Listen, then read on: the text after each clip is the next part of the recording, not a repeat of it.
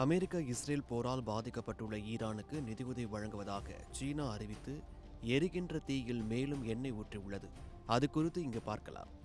Iran மீது America Israel படைகள் தாக்குதலை தொடங்கிய முதல் நாளான பிப்ரவரி 28ஆம் தேதி தெற்கு ஈரானின் மினாப் நகரில் பள்ளி ஒன்றில் நடத்தப்பட்ட வான்வழி தாக்குதலில் 165 சிறுமிகள் பலியாகினர். இந்த தாக்குதலுக்கு காரணம் அமெரிக்கா தான் என்று ஈரான் குற்றம் சாட்டியது. ஆனால் தங்களுக்கும் அதற்கும் எந்தவித சம்பந்தமும் இல்லை என ட்ரம்ப் திட்டவட்டமாக மறுப்பு தெரிவித்தார். தாக்குதலுக்கு உள்ளான பள்ளியின் வீடியோ மற்றும் செயற்கைக்கோள் படங்களை ஆய்வு செய்ததில் இதற்கு அமெரிக்காவின் டோமாஹாக் குரூஸ் ஏவுகணைதான் காரணம் என்பது தெரிய வந்தது. இதன் மூலம் அமெரிக்க இராணுவமே இந்த தாக்குதலை நடத்தியது அம்பலமானது. இந்நிலையில் உயிரிழந்த 165 பள்ளி சிறுமிகளின் குடும்பத்தினருக்கு சீனா நிதியுதவி வழங்குவதாக அறிவித்துள்ளது. இதற்கான சீன அரசு 1,84,00,000 ரூபாயை ஒதுக்கியுள்ளது.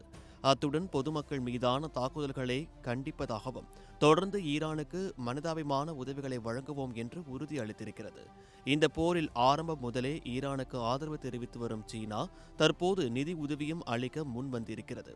இதற்கு அமெரிக்கா இஸ்ரேல் நாடுகளின் ரியாக்ஷன் எப்படி இருக்கப் போகிறது என்பதை பொறுத்திருந்து பார்க்கலாம்.